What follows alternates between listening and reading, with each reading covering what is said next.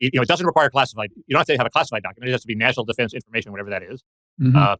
And so it's like incredibly loose, irresponsible statute to pass. And that's one of the problems the Trump prosecution is going to have. But there is a Trump segue here. And, Peggy Noonan wrote a very good column today. Basically, I'm allergic to all the hype involved in terms of, Trump pressured the president of Ukraine to do his own political bidding. Well, we now know that there was maybe something sleazy going on with Biden. He wanted to find out about it. I mean, let's not make too big a deal of it. And this, Stephen J. James, how's it going, bro? Yo, Luke Ford, long-time listener, first-time caller. How are you doing? Yeah, pretty good, mate. Pretty good. So, when did you start live streaming? Okay, so this is what people want to hear, I guess, the backstory. So I think it was about a year and a half ago. I can't even remember, to be honest, but somewhere around then. And I didn't start live streaming at first. I started making videos. I did it walking my dog, then I pieced them together and come back and post them online. And some people started to watch them, I guess. Got some of your audience somehow. But that's about it, really. And what kind of effect has it had on your life becoming a live streamer? Not much at all, really. It hasn't really panned out as I expected. Kind of at the start, I had this idea that I could build a channel maybe, but then I decided, after seeing how the internet had been bad for various people, and how, like, some people have got doxxed, some people's lives have been ruined, as you point out all the time. I didn't want to go on camera and stuff, and so rather than talking about political stuff, which isn't my forte anyway, this kind of just become like my personal diary on the internet, really. And so kind of at this stage, I don't even know why I'm still doing it, really. Isn't that funny? Do you ever find it intoxicating? Because I know that I often find it absolutely intoxicating when I get the sense that, some people are like really listening to me and that I have an effect on people. It's like, whoa, I mean, for me, that's a high. Sure, there is a high. There's a high when you do a good stream, but there's also a low when you do a bad one, isn't there? It's always terrible. If you feel like you've really messed up, that can be bad. And that's why one of my rules, which I've been putting out recently, is that as soon as you've done something bad, particularly on the internet, is you just got to come back with another banger, really. Get straight back onto it. Yeah, it's like falling off a horse. You don't go home and take a shower. You got to get back on the horse. Yeah. I've just seen, that's a really bad crop of me on the stream, isn't it? So how about I turn my camera off and we go back to... I mean, I don't care. You can do what you like, but I mean, the crowd is just going wild, man. They're looking at the definition in your bicep. I'm sure they are. Sure they are. I mean, you got really strong wrists too. Okay. Well, sorry to disappoint the audience, but I think let's go to the icons, and that'll make me more comfortable here, I think. Yeah, no worries. We want you to feel comfortable. Nothing good in life happens until other people that you're engaging with, feel comfortable. So you've hosted, people on your stream. Anyone as much as Claire Core? Is she your number one guest? Yeah, I started with Claire Core. So I guess Claire Core took my internet virginity there, and she's kind of been, I don't know how to describe it. I've kind of got used to talking to Claire. She's actually a fun girl who knows how to have a good time if you keep her off her own topics. So she can be fun as long as you don't really let her ramble on about secularism. So would she be like your Mrs. Robinson? Yes, that's what I was kind of alluding to there, I guess. And how would you compare the experience of streaming alone versus streaming with someone else? For me, it's like the difference between masturbation and having sex with somebody. Yeah, I think I'm the opposite, right? because I still find this kind of thing really awkward.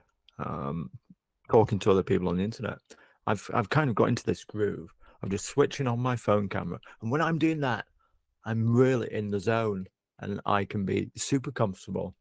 But like doing this now is a difficult thing for me. Are you more introverted or extroverted by nature? I think I'm an 8. It's weird, is this? That's a weird question. I think I'm introverted who's forced to get on a stage at times. It's like okay, in my personal life, I do sporting competition, and when I'm doing that, I'm literally on a stage in a ring, in front of like hundreds of people. But I'm not naturally that guy at all, so it's a weird one. Well, I think most performers are actually the same way. Like most actors, stand-up comics, I don't think they're naturally extroverted. They put on a persona when they go on stage, and then they retreat into their shell off stage. Yeah, I've heard somebody say that confidence is just like the faking of confidence. Is that what you mean?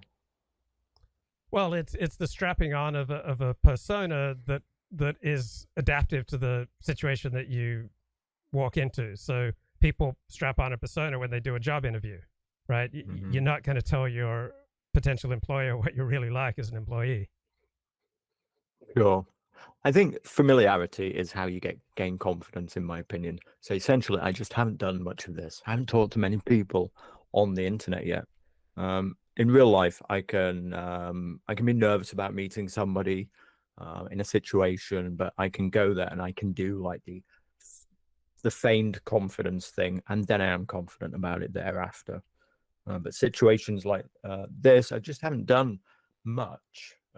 Conversations like this, really. I've talked on my own show. I've opened up about it, how I was nervous about talking to Colin Liddell, really nervous, and felt like I was fumbling it, and the other few interviews that I've done on my channel.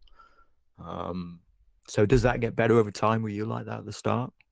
Yeah, I mean, Colin Liddell's also, he's quite intimidating to talk to. You should hear my first interview with him. I really, rubbed him wrong the first minute. I made some off-color jokes, and he kind of called me on it, and I snapped Right. into line and became much more respectful after that. Yeah. He's also got, I mean, typical Scottish demeanor. He's dry. He's serious to a point, but also, there's something like under there that could really cut you down if you speak out of turn. So yeah, intimidating at first, and I'm naturally deferential at first to everybody, really. So, but it's all so anyway. I've opened up about this. I even did a stream before coming on here, saying Luke Ford's asked me to stream, and I feel awkward about it. Yeah, So.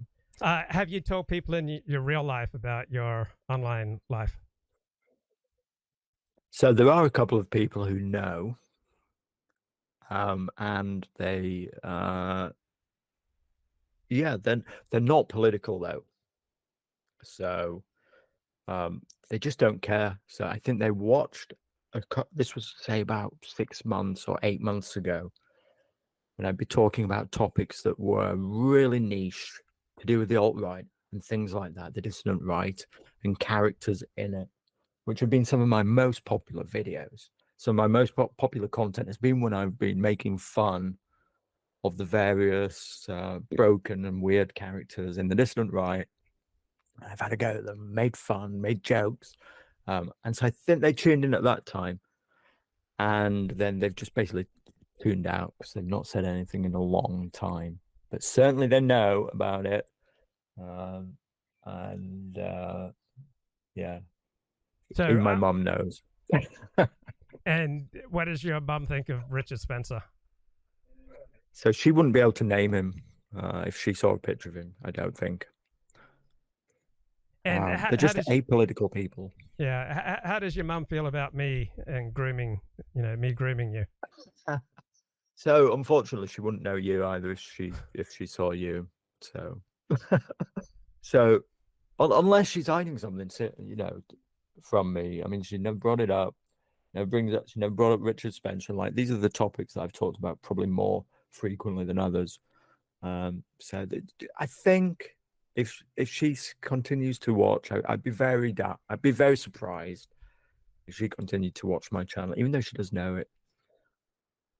Yeah. I remember. I think Dennis Prager's mum said to him, I could listen to you for free, and I don't listen. Why would anyone, pay you to give a speech? Yeah. The people in our lives, we've got to be thankful they love us for who we are, not the things that come out of our mouths. Yeah.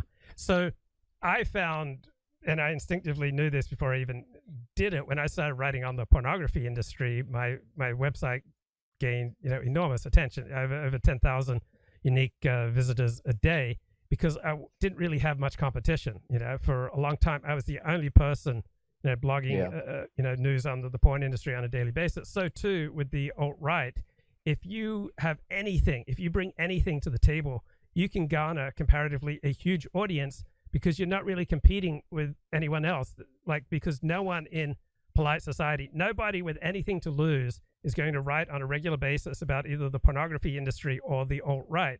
So marginalized losers like me can come along and have an enormous audience in both of these areas, because there's very little competition. So that's how I understand why both of us can gain an enormous audience, for example, talking about the alt-right compared to pretty much any other topic that we focus on. What's your understanding of this? Yeah, well, you came into it right at the key moment, didn't you? Or maybe just after, to be fair. Maybe just after. If you'd have been on it a couple of years earlier, when I discovered this phenomenon was growing, was a little earlier than I thought at first. I thought I'd been introduced to it through your show, but it's not actually the case. Because my entry point into this was like typing on the internet, looking for Richard Spencer.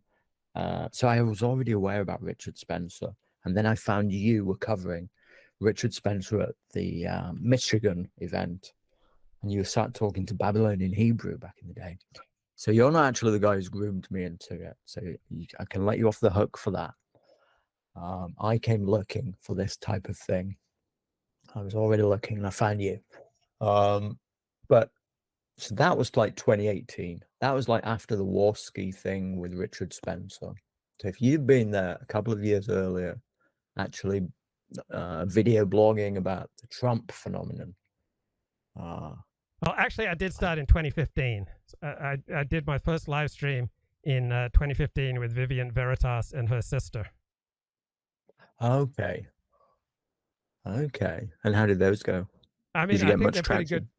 Yeah. I mean, not at the time. We're talking for like 2.5 years. I'd only get like 10 live viewers, which is what I get now. But then I went on Warski Live, and there were like 2,500 live people watching. Yeah. And then that was a heyday. Audience, yeah, that was a heyday of the alt-right. January 2018. So after that, I got so excited that I started doing shows every day. So from 2015 to January 2018, and he did shows once a week. And yeah, were your shows built around the Torah portion?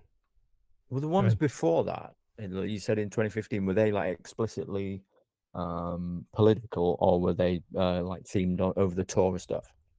They were both. So I figured that the Torah was like a safe way to talk about alt-right politics.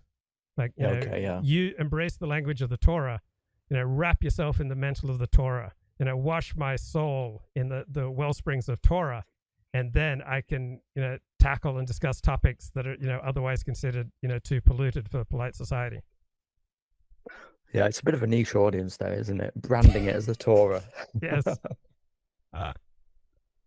Yeah, I mean, it was a lot of fun, but for 2.5 years, I'd have Professor Casey on, and Dennis Dale and Vivian, but we'd only have like 10, 15 live viewers. I think we maxed out like 55 when I had Kevin McDonald on. Yeah. So look, I've said to everybody, I was watching at least from just before you went on war ski, whenever Richard Spencer did that Michigan thing. Yeah, that was like March or April of 2018. Right. So anyway, yeah, I'm sure that's how I found your channel.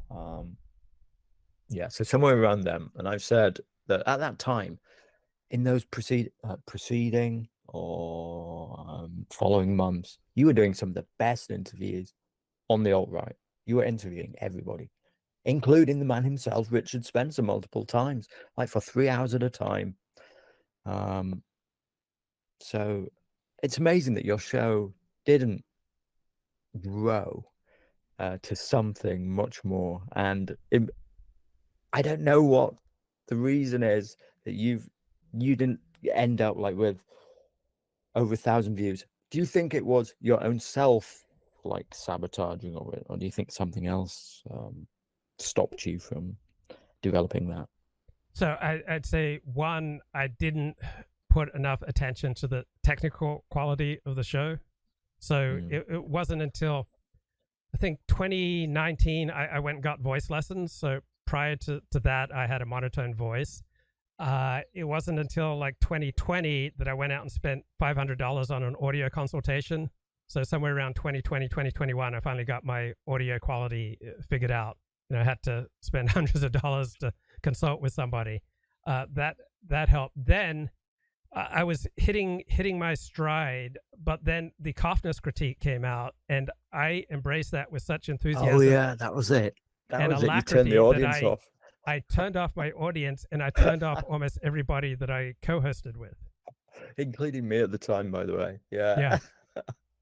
Yeah, because you went full Coughness, didn't you? I went the full Coughness, and so Casey didn't want to stream with me regularly anymore. Soon Dennis Dale didn't want to stream with me regularly. Almost nobody on the alt-right wanted to stream with me much anymore.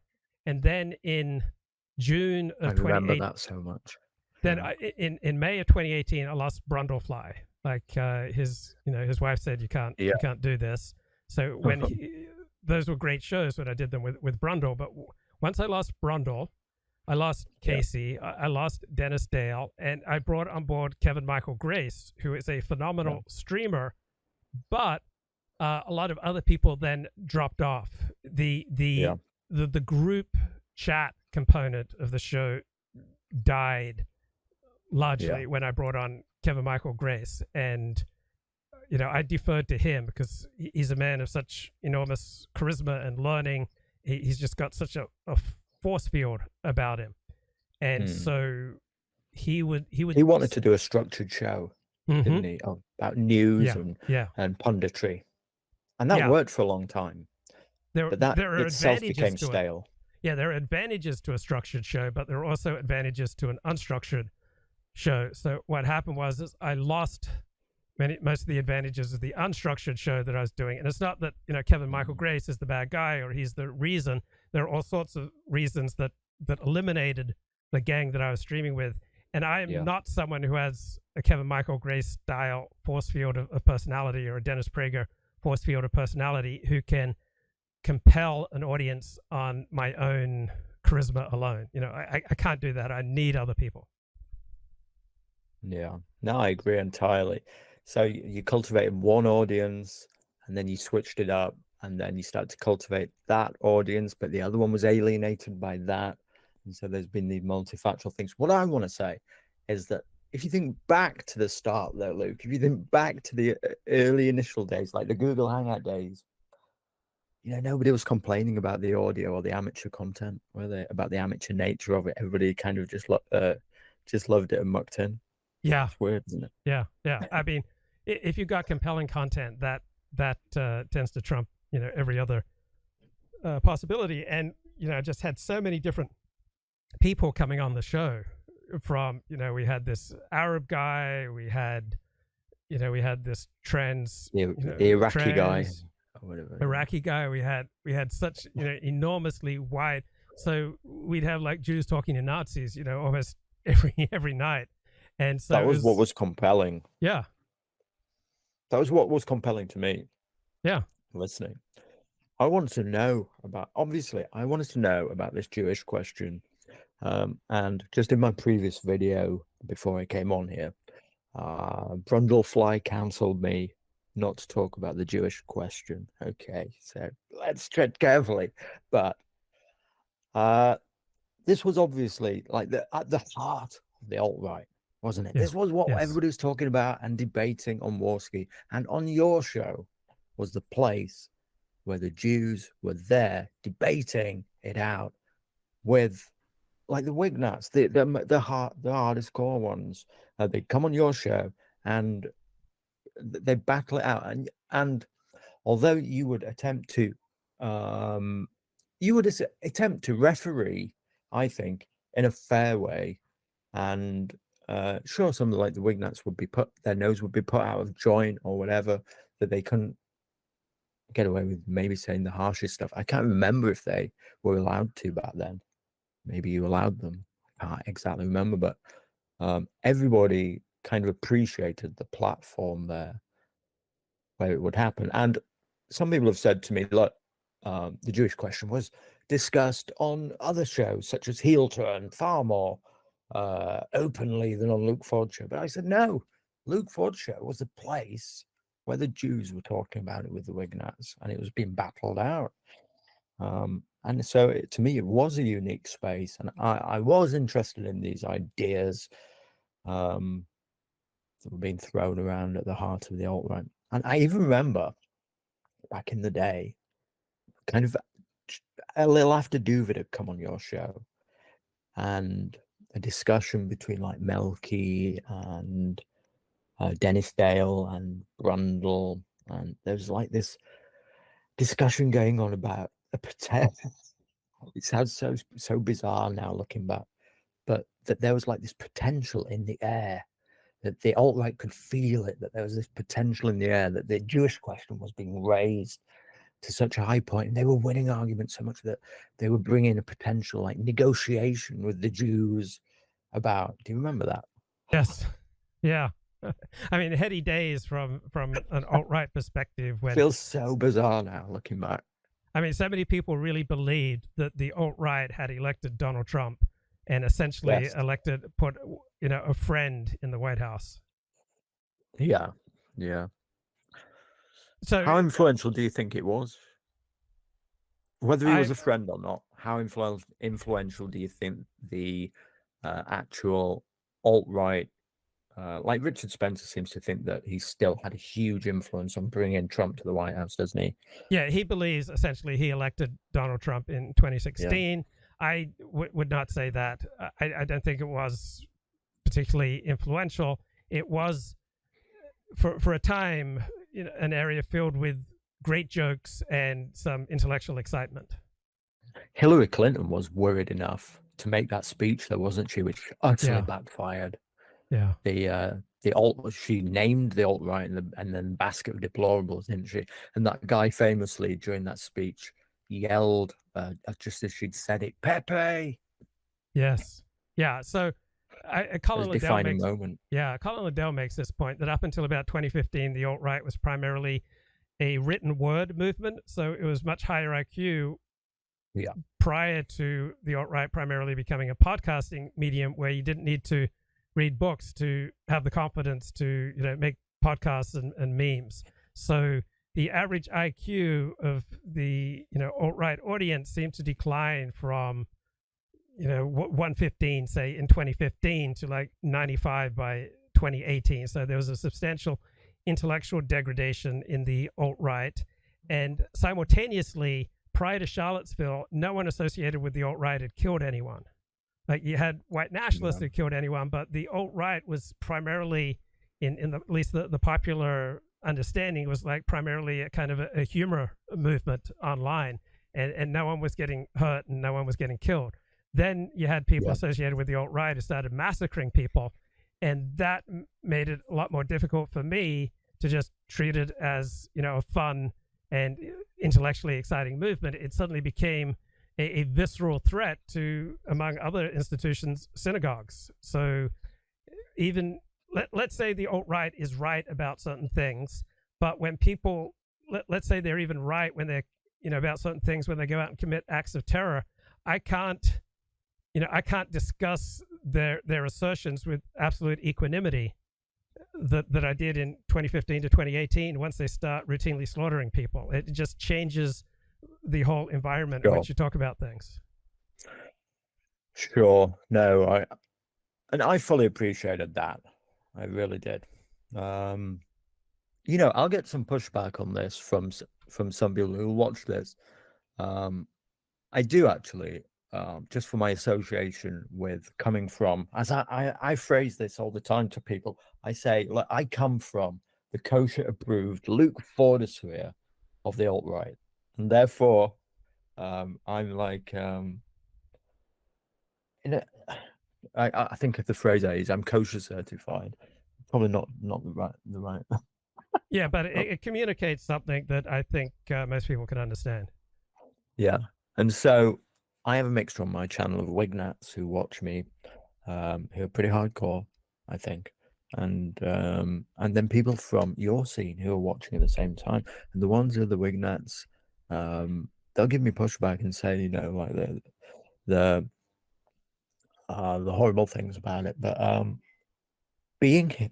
coming from this space, whether it means that I've been essentially cucked onto the Jewish question or not, coming from this space did give me a sense of nuance that I feel has served me well. And I told David this when he came on a Claire Course stream a little while ago. I think if anybody's interested, I think the stream was where Claire and I were eulogizing Daniel Sinkowitz, who we think has died recently. So David came. I know, he devastated, right? But David came on that show, and I said to David that I think that this interaction has been something of, it has been useful, this conversation that was had on your show and that David does, whether people think he is whether he thinks he's making it worse, accelerationist or not.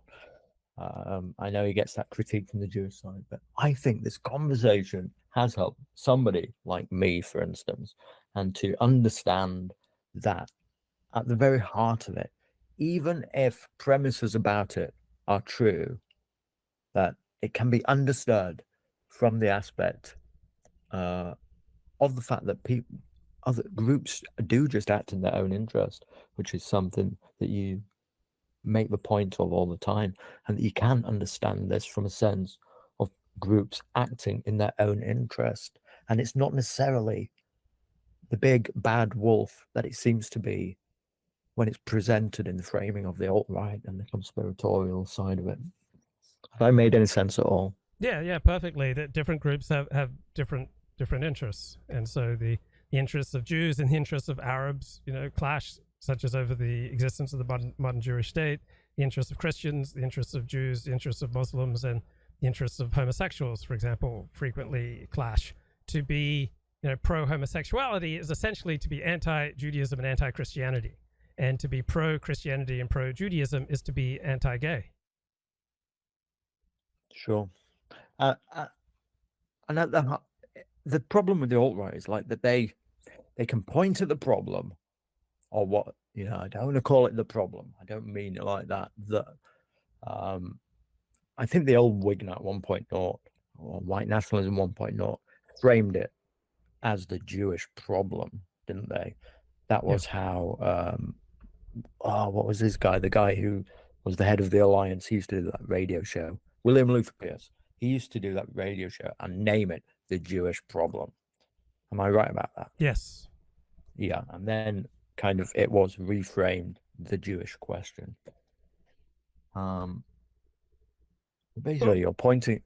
Go on. I was just going to say, one analogy that I find useful is that of invasive species.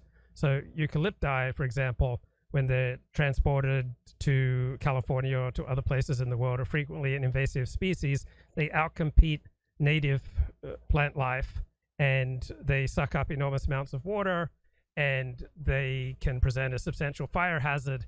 And so I think invasive species is a natural biological way of understanding group conflicts between human groups.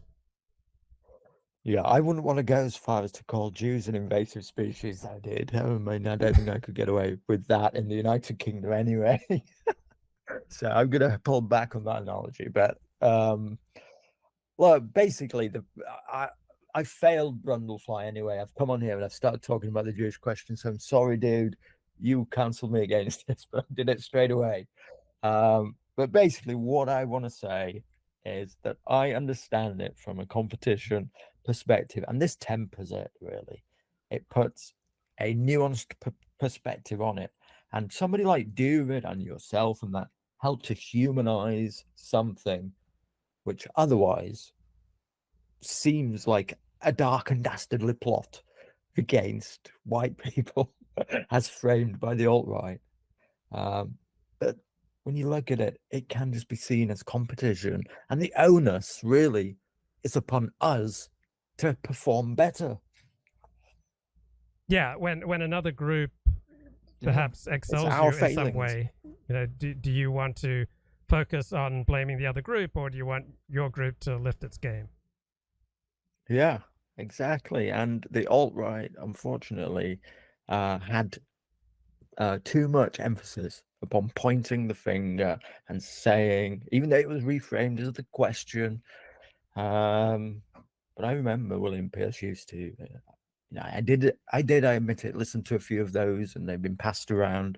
And he used to go and rail about the Jewish problem and all the bad things. And but anything can be made out to be, you can make out one side of something to look so bad and so dastardly and organized, and I'll get a lot of pushback for explicitly cucking on this stuff, by the way, here from the Wignut side of the aisle, but I don't care. This is actually the nuanced take that I've acquired from it, and I don't think there's enough about redressing our own lack of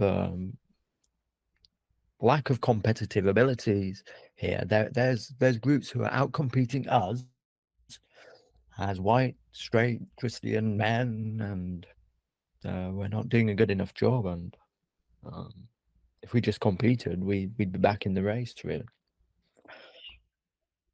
So most people who've touched on the topics that you've touched on your live streams have blown up their lives. How have you been able to navigate without blowing up your life? So I mentioned earlier on the stream where I was mulling over coming on your channel that, and I think I touched on it earlier, that I'd seen what's happened to the people in the alt-right that came on, say, your show or on periphery shows, how it led to the destruction of lives and things like this. And essentially, I made the decision I wasn't going to face docs, but I've done everything other than that, basically. Or were you asking about how I've dealt with the ideas? I think the ideas came from just taking a nuanced path, but rather than being just like accelerated down an alt-right pipeline, I somehow end up in getting also two sides of the same coin from something like your show.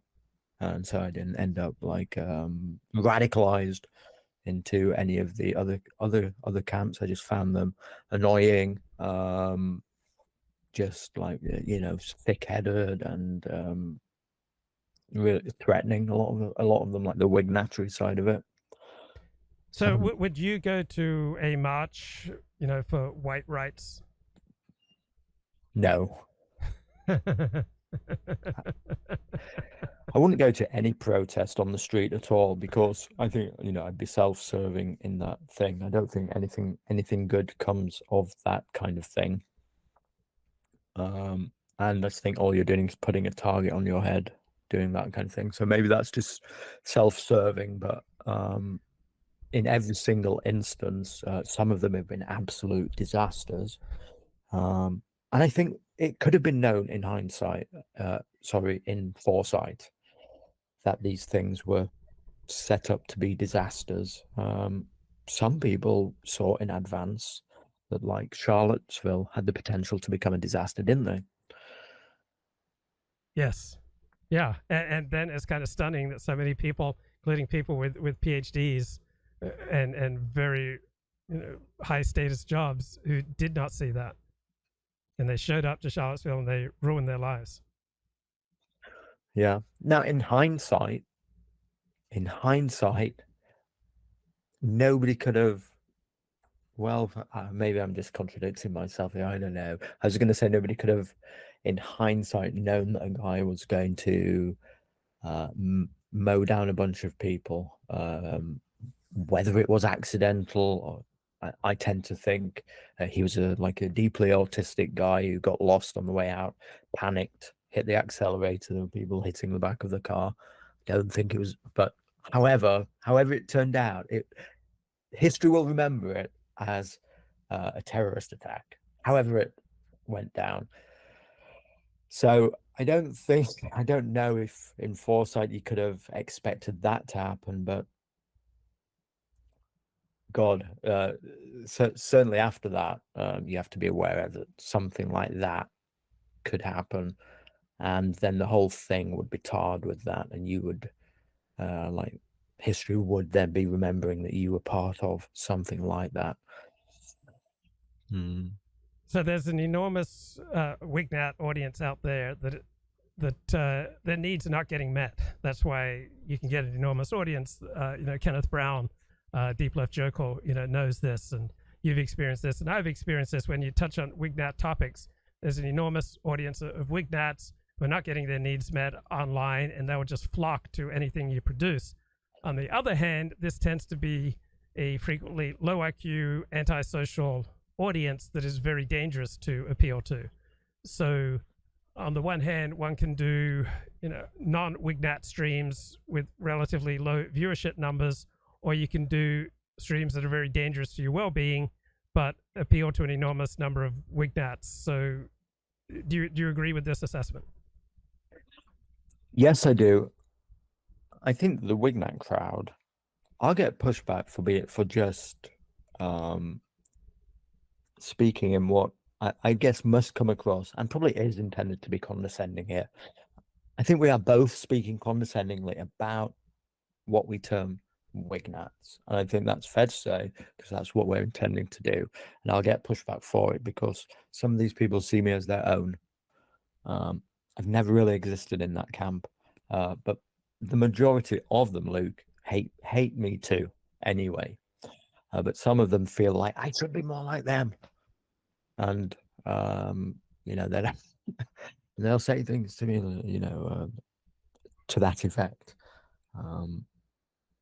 But not much good does come of them, and it's an ever accelerating group. It's an ever purity spiraling group, and you can really never satisfy their sensibilities and their wants unless you are always taking the most hardcore, radical position on all of these topics, which I just don't agree with anyway. Yeah, and have you experienced or struggled with the dangerous powers of the e-personality? I don't think I have. No, I don't think I have.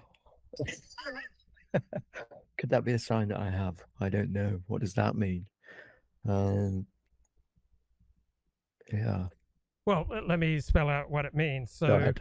when people go online and start sharing their views about life and the world and race relations, they tend to very quickly develop an overestimate of their own abilities, their own importance. They tend to speak and act spontaneously rather than with the caution that one would exhibit in real life, and they tend to share dark things that they normally wouldn't share in face-to-face interactions. So those are the principal perils of the e-personality. I know that I've frequently succumbed to them, but how about you? So, my immediate sense here is no. My immediate sense here is that I'm always kind of holding myself back whenever I go and I start talking on the internet. So maybe I have a false sense of myself. But I'm always very careful because I live in the United Kingdom, and essentially, I'm not the smartest guy in the world. I always say this. I'm not super intellectual, but I'm smart enough. I've got street sense enough to know what I can and cannot get away with in terms of the law, unlike some idiots over here who seem to be totally blissfully, or not blissfully even, unaware of this fact that in the United Kingdom you can't say certain things, and also that you can't hide from your government or the police force, just like by me being pseudo-anonymous. If they want over here, they can very easily contact the internet companies and find out who you are, and they will come and put your door through at 4 a.m. and you will get arrested and things like that for actual breaches of hate speech regulations, which we have over here. So this has been like a tempering factor to the things that I say. Now, it's also restrictive. I also don't know how to phrase certain things and go about talking about certain topics. So it's difficult. Not that I have any radicalized views. I might have you. Like I said, I tend to have a nuanced opinion about these things. Basically, as I'd said before about group interests acting out in their own interest.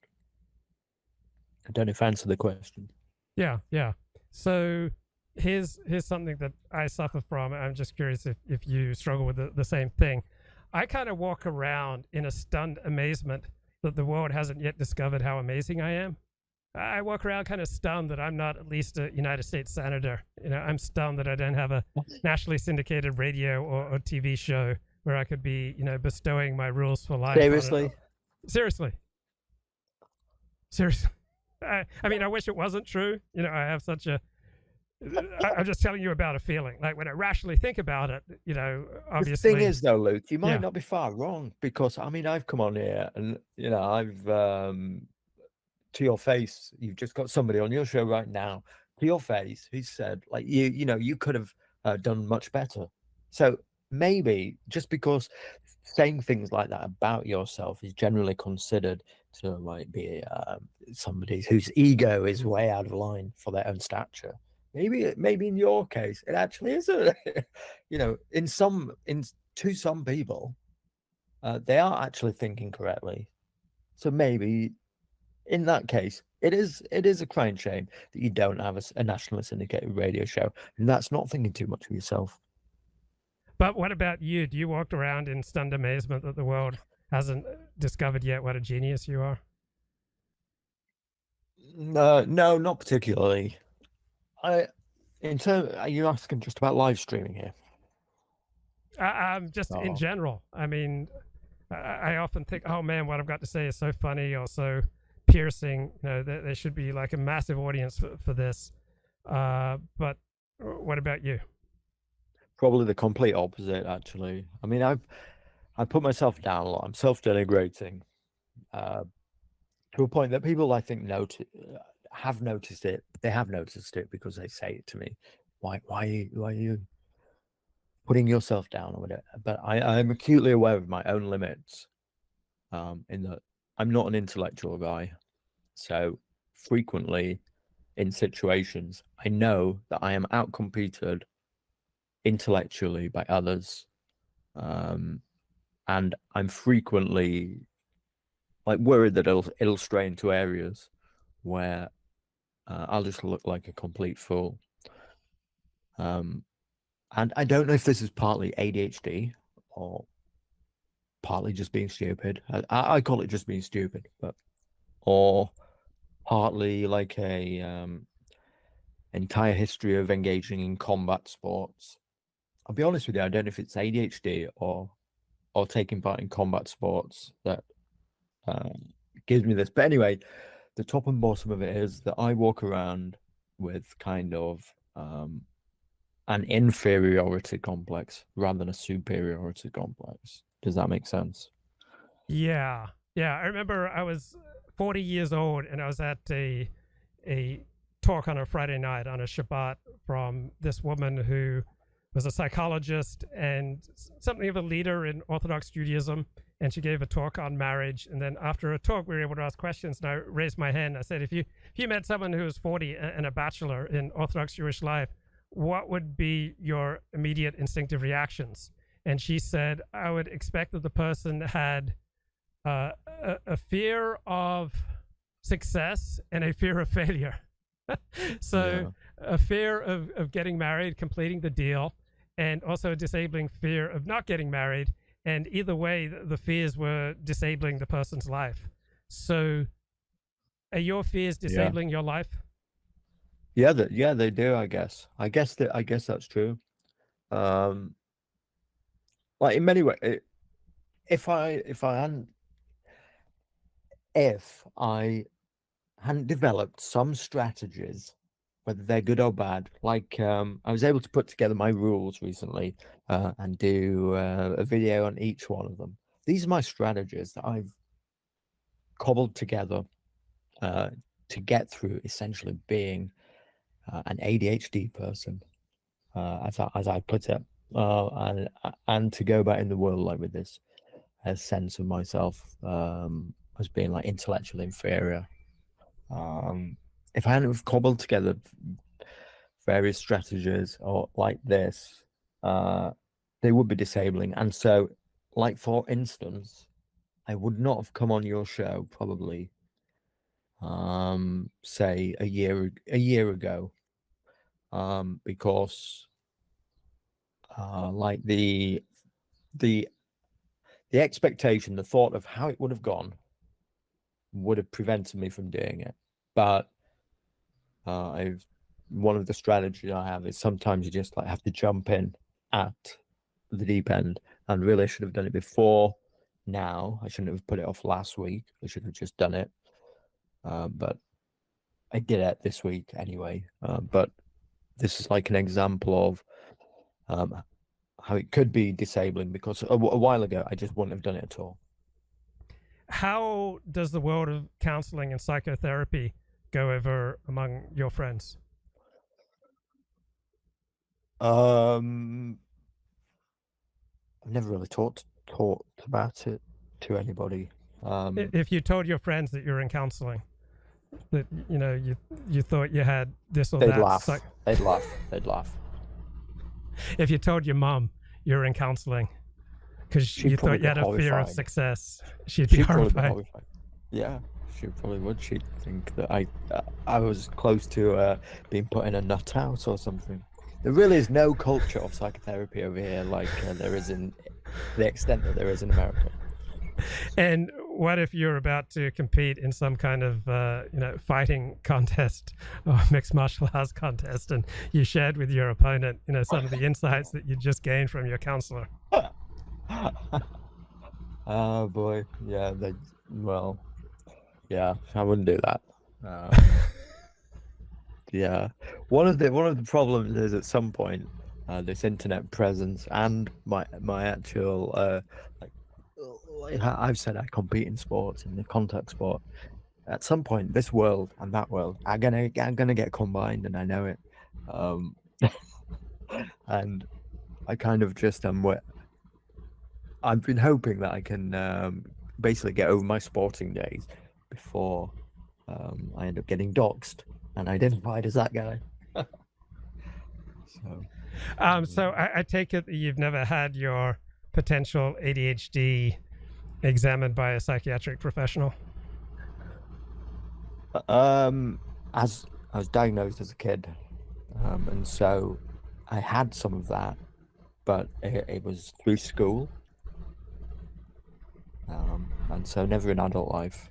I could be on medication right now, but I can't take anything like that because all those medications are essentially like amphetamine based. And you can't take certainly amphetamines or any of those substances and do competitive sports. So why do you think you might be ADHD? Oh, well, I was clinically diagnosed as a kid, about 10 years old, through school. But a lot of people say, look, ADHD doesn't even exist. So there's that claim to get over first. But ADHD just means it as a cluster of symptoms. And so I exhibit these symptoms. Like I used to be extremely. I used to display the symptoms extremely heavily of fidgeting as a child. They used to make me sit on my hands, restless leg syndrome, and not being able to sit still. But as an adult as well, it's just like having the cluster of symptoms of not being unable to conceptualize, or whatever the word is, to perceive the passage of time correctly. That's the main one. That you can't, the passage of time just really, you just can't get to grips with it. Forgetting things, losing things. All this cluster of symptoms is what is known today as ADHD, and I exhibit them. So Colin Liddell in the chat says that ADHD is a feminist plot. Do you agree with that? No, I just think it's a cluster of symptoms. Whether we want to call it ADHD or whether we just want to call it,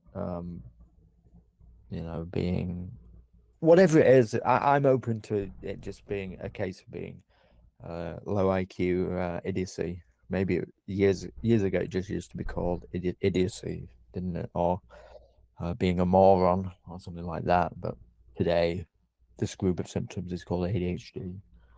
But the thing is, they've found out how to treat it pretty effectively with stimulants. Stimulants seem to have a good impact on the ordering of thoughts.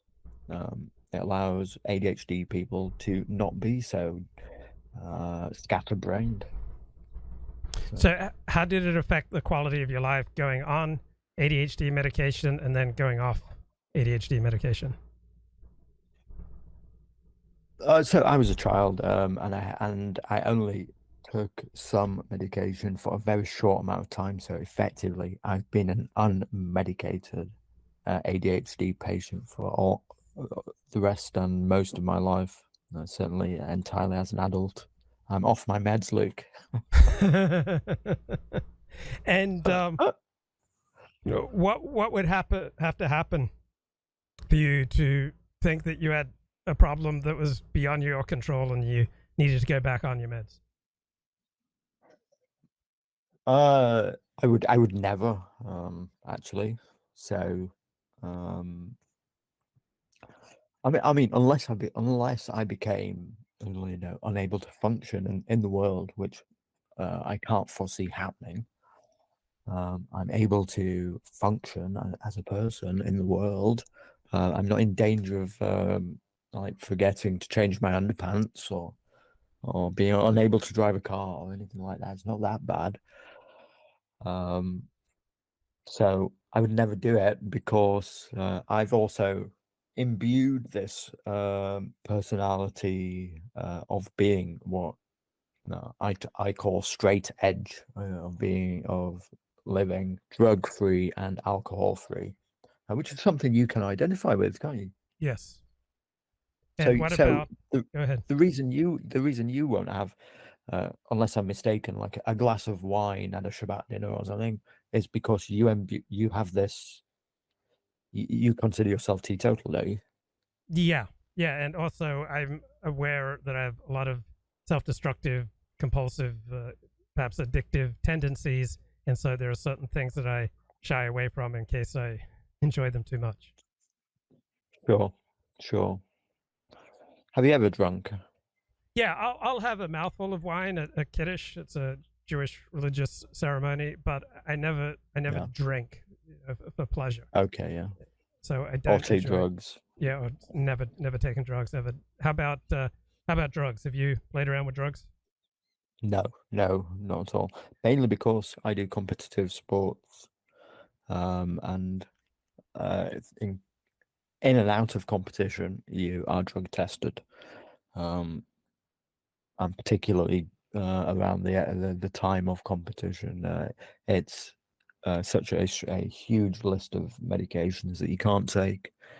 So I wanted to do a video about this, that if people want to keep their kids off drugs, particularly their boys, which I think is one of the most important things that they can do for their boys. Number one is to stop them from being bullied and therefore get them into a contact sport or something like that, so that they can learn to defend themselves.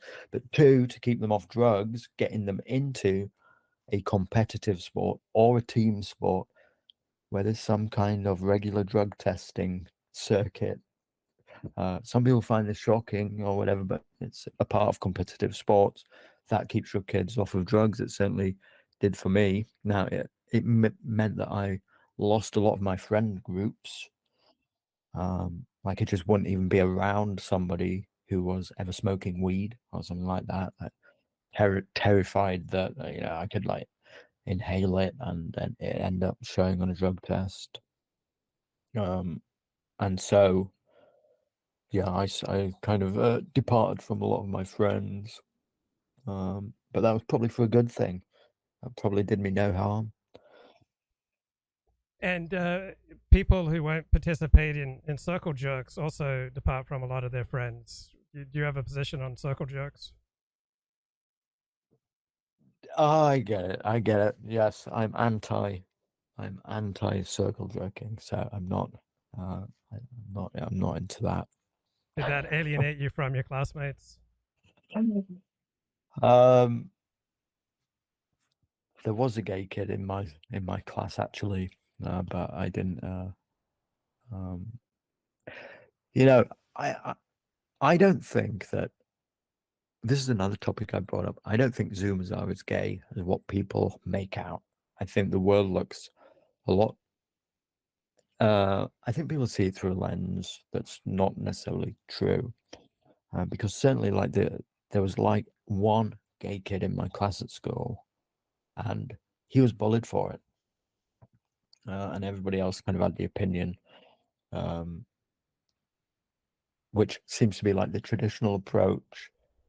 I hadn't seen it move on that much, as to what everybody's opinion seems to be of it today, that like everybody in a class is gay and circle jerking each other and whatever, and there's trannies everywhere, and I just haven't seen it. But maybe that's like a UK perspective.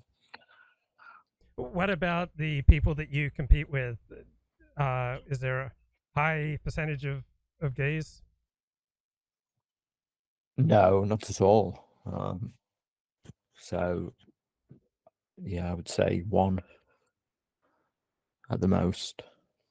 Would you describe the competitive environment around you as homophobic? Only implicitly. The problem, however, is that sports are being cucked, and competitive sports are being overtaken by women. Okay, so and I don't mean obviously male and female sports are segregated.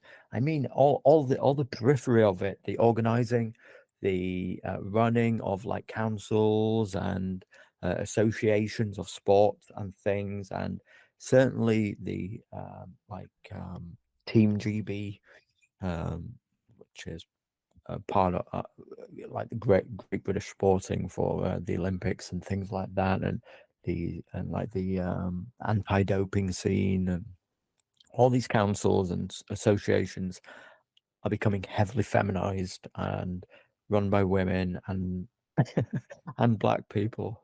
I don't know why, but the two.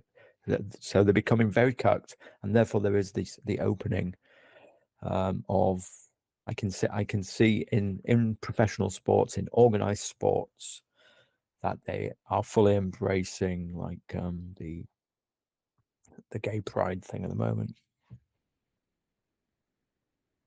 You fight a woman or Say a that trans? again. Like, Say that again. would you fight a woman? Like when you do your fighting competitions, would you be comfortable, punching or wrestling or doing mixed martial arts with a woman? Absolutely not. I mean, a woman would be in serious physical danger fighting any man. Certainly any man in their weight class. So all contact sports are done at weight classes, and these I would be in serious danger fighting somebody who is a few weight classes above me, and just for competitive purposes, you would never fight somebody that's not even in your same weight class. That's just one weight class above you. So certainly in contact sports anyway, men and women would never be able to compete for that reason, because they would never be able to get into the same weight class. So it would have to undermine the entire fabric of how contact sports are done for men and women to be able to compete, because they just would never actually weigh the same and be able to fit into those classes. What about a trans woman? So a guy who is biologically male but identified as a woman. Would you feel comfortable engaging in contact sports with the he, she? Oh, sure. Absolutely. That's very tolerant and open-minded of you. Absolutely. Yeah. Got to treat people equally, haven't you, Luke? Yeah. So fully accepting. Wonderful, beautiful. So what role does pornography play among your peers, to the extent that people confide in you? Pornography is prolific. I think that the stigma of watching it has pretty much been taken away in the modern world, and so I hate to admit it, but there is probably, if I framed it like this, there is much more of the way that somebody like Andy Warski would treat it in society and among my peer group, than there would be somebody who would frown upon it, who would take the anti-pornography stance. It's just like something that. And how old were you when you were first exposed to hardcore pornography? Wow, this is getting personal now, Luke. Okay, so I can't remember. 14 probably. And what kind of effect do you think that genre has had on your life? Not a lot, actually. So I tend to underplay the significance of it. I don't think that it is necessarily the the worst evil in the world. And I'm, I just take it. I just accept the fact that people want to look at it so much. Means that obviously that a lot this this is a terrible question, because I'm terribly difficult at framing an answer to it. I'm really struggling here, but basically lots of people still want to look at it, even though they know it's bad. Nobody really thinks, the virtues of pornography. It's great, isn't it? I'll tell everybody I'm going home to watch a hardcore porn film today. But people still do it, don't they? Their preferences, their revealed preferences show that they're still up for it. What do you think of the no FAP movement? So I don't know. I think it is certainly useful to tell kids that they really, I think it's useful because it gets people to think about the topic and to at least put the idea into somebody's mind that, like watching pornography and excessively masturbating, these kinds of things are not healthy for you, which, like in it, a lot, like I say, that a lot of people just don't even seem to think that it might be unhealthy for them. It is so ubiquitous these days, so easy to access, and its stigma has been removed so much that people seem to think it's normative behavior. So putting that forward like that, maybe you shouldn't be wanking every day, dude, isn't a bad idea. Yeah, what do you think is like excessive masturbation as opposed to a healthy level of wanking? Next question. Okay. Andrew Tate. Any thoughts on Andrew Tate? Um, I don't. I'm not into the guy at all. I don't think he is much of a role model for kids. A lot of kids seem to know who Andrew Tate is more than their local politicians or things like that. So his influence is much bigger than he deserves, really. But it seems like a bit of a dickhead to me. And he was never much for kickboxer, really.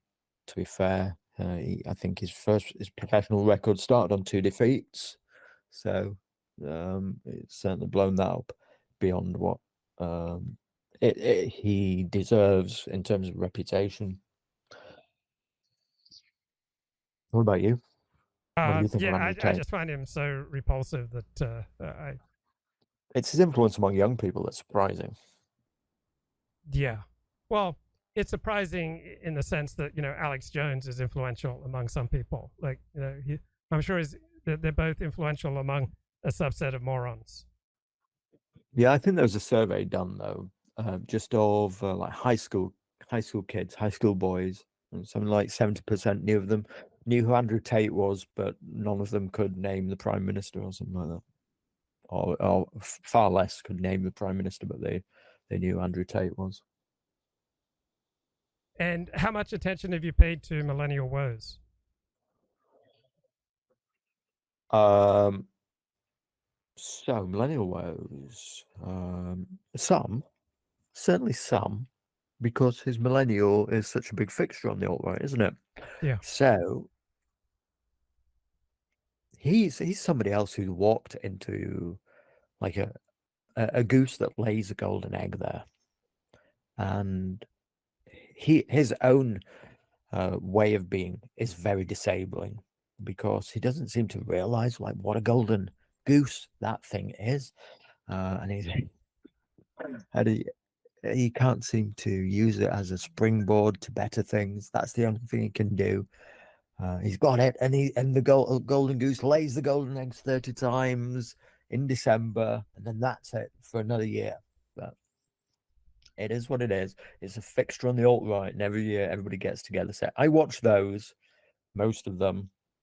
I watched less of them this time around, but for the previous, I think it's been getting worse, basically, progressively worse, because there's really less and less to say, or it's all been said far too much, or there's a greater proliferation of grifters versus authentic amateur people who just have interesting things to say. So now, as time goes on, we have more and more grifters on the scene, or more and more people who are attempting to create a monetized audience. And that just isn't as interesting as people who, for me personally, who are amateur and are just on the internet because they really have something that they want to say to the world, and they're not thinking about whether somebody's going to be giving them $10 at the end of it. So this is my really only interest in Millennial Woes. I used to find all his old content where he used to sit there in a dressing gown and smoke. I used to think that was disgusting, and I never watched any of it. Are you are you okay with like watching fat people on a live stream? You say fat people? Yeah. Sure. I'm anti-fat, though. I've got to be honest. But I mean, it doesn't. Yeah, I think people shouldn't be fat, but I'm not like grossed out at it. I'd like to help them. Yeah. And to what extent do you think that the people who do what we do, produce a lot of live streams, to what extent do you think that comes from a healthy place versus coming from a broken, unhealthy place? Oh, I think it certainly comes from the broken side of the aisle. I think you have to have gone through hardship or be in some kind of. I think you have to have gone through adversity to come to these ideas and this weird niche end of the political aisle. I think you'd agree with that, wouldn't you? Yeah, That's why you. marginalized movements attract Yes. marginalized people. Yeah, definitely. So we are a movement of broken people. That's kind of an Achilles heel, isn't it? Yeah. I mean, you can't build anything good off a movement of broken people. What you can do is destroy. Yeah, we're a bunch of rejects, aren't we? But what about like the live streaming, producing and consuming element?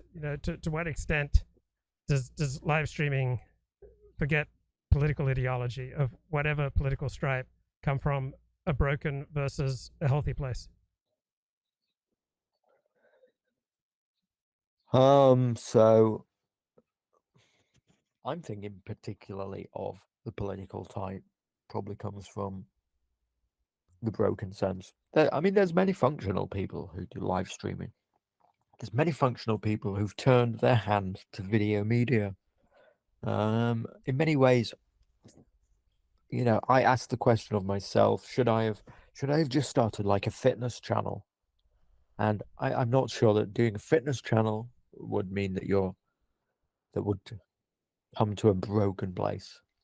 I think it sends those attracted to actually start whatever talking about dissident politics.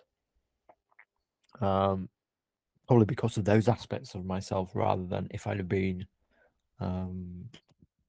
just like I don't know, fully positive person, then I could have done some positive media and that. What do you think? Well, I think if it either is neutral or enhances your life, it comes from a healthy place. If it destroys the quality of your real life and distances you from the people that you were formerly close to, then it's destructive. Sure, I'd agree with that. I mean, well, if I have to give some pushback, it's that we don't live in a neutral, in a fair playing field. We're not on a fair playing field. If like free speech was honored, and all ideas were acceptable. Look, even as I'm about to say that and try to make this case that, like, I know the dissident right wants me to make and push back, I just realized what like an idealistic, stupid world that would be anyway. There's no such thing as a system where there's free speech allowed. So I don't even know what point I was trying to make there, Luke. I've railed myself in. What role do books play in your life? Are you much of a book reader? No, not really. Unfortunately, Luke. I think. Are we approaching the big question? I can show you what the interesting thing I've been reading lately, if you want. Sure. Here it is. Let's have a look here. Oh, secular Quranism, a new moral. I did not Claire Cole write a book. Yeah, so it's very thin, but she's self-published a book finally. Did it get a review in the Times? It's £5 on Amazon. But so I don't know. I don't know, by the way. If it's going to get any reviews. He's desperately wanting me to review it. Colin Liddell says I have to do a review for his website, but it's a drag. Basically, it's a drag, even though it's very thin. Have you ever been a religious man? I'm not religious, Luke. To be honest, I feel pretty detached from it. I think that religions are tribes, and so I am nominally a Christian. I am, but I tend to think it's hocus pocus in terms of religion. I'll just be on, just being upfront about that. I wish I was a believer, but I don't know. There's It's hard. There's a podcast called Embrace the Void, which is conducted by a left-wing academic whose name I'm blanking on, but at the end of every show, he does this enlightenment round where he asks people, a series of questions. Are the following things real? So do you believe that God is real? It seems like like too much of a silly question, because it demands what is God. Like the Buddhists would say that like the universe is God. So I mean, what are we talking about? A personal God or?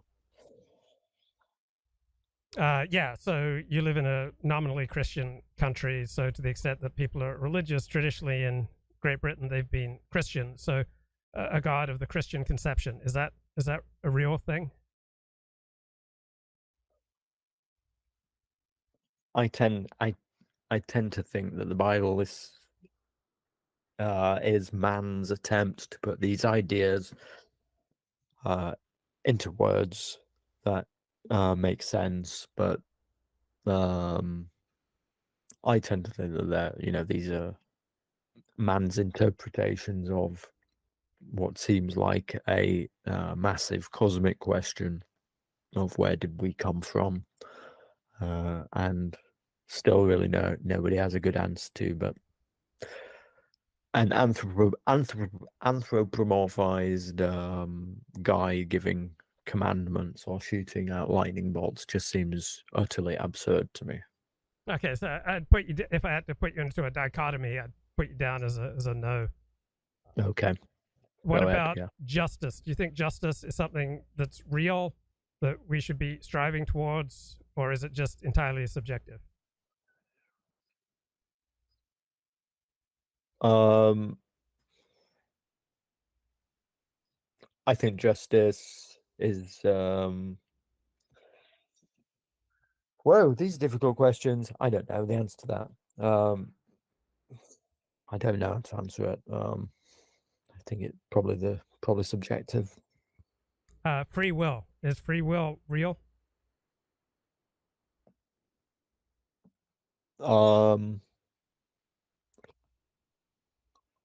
Yes. Demons. Are demons real? No. Afterlife. Is the afterlife real? No. Truth. Is truth real, or is it entirely subjective?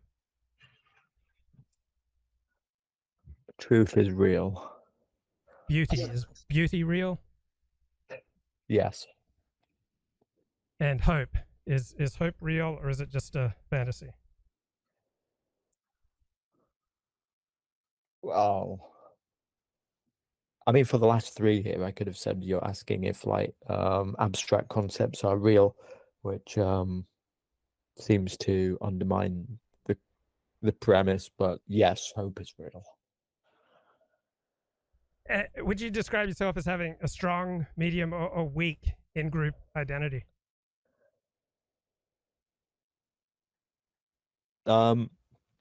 I would consider myself to have. Let's go down the middle, medium.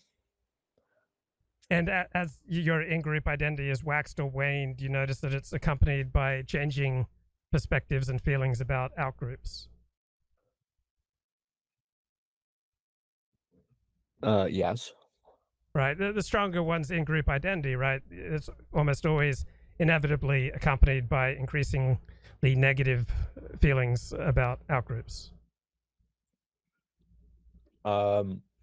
I'd say the two are definitely associated, but certainly the noticing of differences, whether that's a negative feeling or not. Yeah, you're right. You're right. I'm trying to cook here on it. Yeah, sure, you're right. And do you think that we can morally educate people, or if we wanted to like improve the moral fiber of our society, how would we go about it, do you think?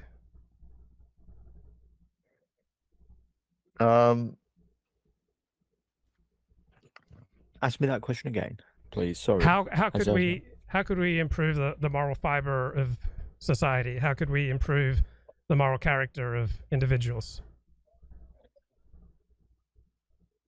I think that's exceptionally difficult unless kids are brought up correctly, and I think kids need to be brought up. I think the education system is pretty bad, and I think it's all about upbringing, Luke. I don't have a great answer for you. Upbringing, do you mean parenting? Parenting, but also directing kids into what they would be naturally inclined to excel in. But also, I just think like schooling should be like 90% physical activity or something like that until kids are like 13, 14, and then like some classes in maths and English or something alongside, and then people should specialize after that, a bit like the Olympians used to do. Get rather than this kind of mess that we've got into now. So the system we have now seems to be much more amenable to females. Like they seem to be much more susceptible to coloring within the lines, following the rules, doing what the teacher wants. Boys tend to be much more rambunctious. Is that fair? Sure. Boys need physical activity, in my opinion. I mean, we have this obesity crisis. We have this crisis of incels, and all this problem. These things seem to be linked. That we are just fundamentally we're just trying to socialize kids ready for the workplace, and it's not really working out super well. Yeah, it works out in some ways, and I know it's a difficult task, and I know that public education is mainly just like daycare so parents can work and stuff like that, and the state has to have, it has to do it somehow. But I know, I just think if we in my ideal world, we'd just do competitive sports and like athletics for boys and girls up to a certain age, and and drug test them and keep them thin, and that'll be best. Okay, great, Stephen. It's great to talk to you. Any final thoughts, questions, comments? No, Luke, thank you for having me on. Should probably done it sooner. And yeah, that's it. I hope I wasn't too boring for your it was great. Audience. Thanks, mate. Awesome. All right, Luke. Hopefully speak to you again in the future. Okay. Cheers, mate. Cheers. All right. Adios, everybody. Okay. There's a question in the chat. What do I call mass confusion? Well, I think individuals usually need to believe in a lot of things that are not empirically valid. For example, it's probably adaptive for most of us to think of ourselves most of the time as the center of the universe.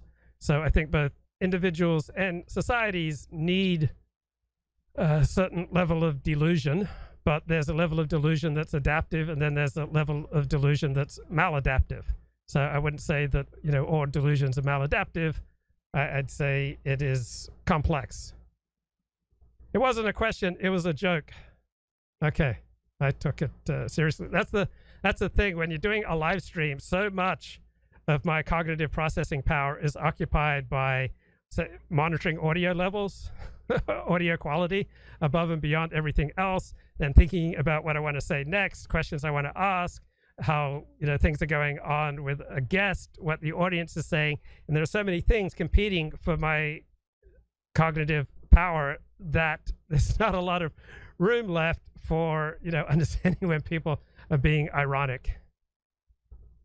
It's like when I start a stream, I feel like I got this wide open mind. I feel like there's this vast sunny wheat field in front of me that soon there will be plenty. I will press start stream and there will be plenty. Then as soon as I press start stream, I start monitoring audio levels, audio quality. Is the stream transmitting? What's the audience saying in the chat? A guest lined up. And then that plenty just shrinks down, and gets smaller and smaller, and I get tighter and tighter and tighter. So let me get back to the titular topic of today's stream. What the hell's going on with Trump's indictment? This is Mickey Cowell speaking with Robert Wright Friday night. Oh, these are America's gravest national secrets. Yeah, but none of them leaked out, and he wasn't. Well, we don't know that they weren't shared with anybody, and he kind of did apparently kind of show one to the biographer of what's his name? Well, we don't know. He waived that. Wait, of course, the big question is, why does Mark Meadows have a biographer? Who's publishing this book? That is a big question. Yes. Okay. Anyway, go ahead. Now they are. Maybe he'll cancel it and get the publicity. So he waved around a piece of paper. I don't think anybody's seen the piece of paper. It's not even clear that the piece of paper wasn't just a piece of paper with some writing on it that Trump said was the war plan for something, that for invading, for bombing Iran. Right. Peggy Noonan wrote a good column making the best case for worrying about this. That Mar-a-Lago was not at all secure. Right? People wandered in and out as far as I could see. And if you were really a semi-competent spy, you could have, maybe come up with our war plan for attacking Iran. So it's still, we don't know that it happened. There are a bunch of precedents for violating secrecy laws. One of them is General Petraeus, who had a black book where he kept a lot of secrets, clearly national defense information, code names for spies who would be killed. The code name got out, and he lied about it. So, he told people he didn't have it. And well, this was after his affair with his biographer was. No, this is before the affair. And he when he left the CIA, he said he didn't take any information with him. He still had these books, and he so that's the equivalent of Trump obstructing justice, lying about it. And he also actually did share them with his mistress, who's this woman who was writing a book, or All or something. He was trying to, was the book called All In? I don't know. Everything is called All In. Yeah. Or everything's called Wet My They should have her on the podcast. Anyway, so it pretty much parallels Trump, except he wasn't president, and it's worse because he actually gave it to somebody. Mm-hmm. And he settled for a misdemeanor. Okay, he settled the case. He pled guilty to a misdemeanor. That's what he got. Similarly, John Deutsch, who was a high Defense Department official during Clinton, and I think he was head of the CIA also, had classified a bunch of classified material on his home computer, unsecured, totally putting it at risk. Probably similar to Mar-a-Lago, and he was about to plead to a misdemeanor when Clinton pardoned him. Okay, so that just shows that yes, these things have to be illegal. It's definitely a threat when you keep top secrets in insecure places, but it's not that big a deal. We pardon people. We let them plead to a misdemeanor. It's not like a big felony production all the time. So my line is now, Trump should just settle this for a misdemeanor plea. And well, what almost seems like a bigger deal is the links he went to mislead the government. Once it was clear the government wants him back, the links he went to deceive the government and hang on to them. And Andy McCarthy said something interesting, of National Review, and he's, of course, a former prosecutor. He said, really the politically optimal thing to do for the prosecutor to do in this case, and the fact that he didn't do it is evidence that this isn't fundamentally a political prosecution. He said the politically optimal thing would be just stick with the obstruction of justice thing, or at a minimum, make that the front and center of the indictment. Either just confine it to that part or make it central, because the reason that would be politically better is because nobody can make a comparison with that and what Biden did, right? Possession of the documents is a case where they can compare it to what Biden did, but nobody can say Biden obstructed justice the way Trump did, the flagrant way Trump did. And that, I would think, separates this case from maybe all the ones you just mentioned, the obstruction of justice part. Well, no, because Petraeus lied on his forms. But that wasn't in the course of a government investigation. That wasn't in the course of is that obstruction of justice? I don't know. If it's in anticipation of an investigation that hasn't happened yet, I don't know. Well, it wasn't even, anticipation would be to put it strongly. It's just a form you fill out. I mean, I guess that's right. The problem I have with that is that the public sees their fights over subpoenaed information all the time between, Congress, which is in the Constitution, and the White House. And people are always fighting, not giving Congress what it wants, and they negotiate it out. In this case, denying something to the National Archives is not that a big a deal. Denying something to a grand jury is a bigger deal. But I think you got to make the argument that Peggy Noonan makes, that these were important documents and they really put national security at risk. And I don't know what I think about that, but I think it's a heavy misdemeanor or a light felony. Well, as you know, let me say, I don't think they should have indicted him. One of our commenters, Jari, who claims to be a European and judging by the name is one, says, okay, this I don't get as a European. Why is Bob saying this Trump indictment is banana republic? If someone has committed a crime or felony, why wouldn't they be charged for it? It's as if Bob is attributing strategy to the Justice Department. I don't know about the rest of it. The problem is the appearance of strategy. The problem is that this looks like it could be a political prosecution, and that's just, it's unhealthy for the country. So I think there should be a generally high bar from prosecuting people who are like on the verge of running for president or just ran for president. Not to say you should never do it. He's but I think there should be a high bar. Yeah, I know. I think there should be a high bar. And especially in the current political environment where, you know, you've got more than half of the Republican Party convinced that he's being, he and they, in a sense, are being viciously persecuted by nefarious elites who deserve to die, you know? Yeah, no, it totally reinforces his message. I agree with that. Makes it harder to move on. All those points I think are true. What I don't understand is, you know, they're probably not going to get this tried before the election, unless they do it like a month before the election, okay? So what's the point? I mean, this thing is now going to go dormant for a while. It's going to, you know, there'll be drib-drab of stories about the scope of this and, you know, postponing this and not postponing this. And but he's not actually going to be tried and convicted and branded a felon or, you know, criminal before the election. So what's the point? It's just another bit of bad publicity. If all you care about is not letting him win the election, it's a